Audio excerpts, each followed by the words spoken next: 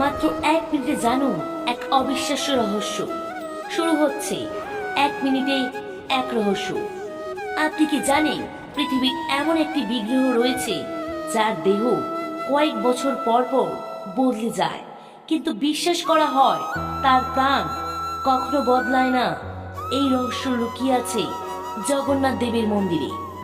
উড়িষ্যার পুরীতে অবস্থিত জগন্নাথ দেবের মন্দিরে ভগবান জগন্নাথ, বলভদ্র ও সুভদ্রার কাঠের বিগ্রহ পূজিত হন।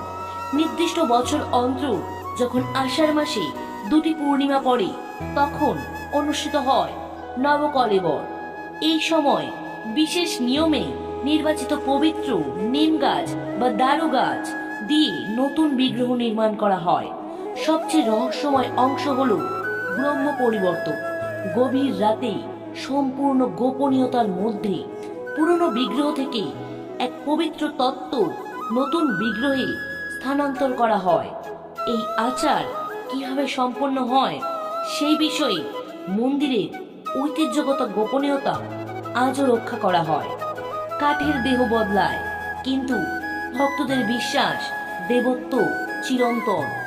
আর এই কারণেই জগন্নাথ দেবের নবকলেবর আজও ভারতের অন্যতম রহস্যময় ধর্মীয় আচার। আপনিও কি কখনো পুরীর জগন্নাথ মন্দিরে গিয়েছেন? কমেন্টে জানান। এমন আরো রহস্য জানতে রহস্যপীঠকে সাবস্ক্রাইব করুন।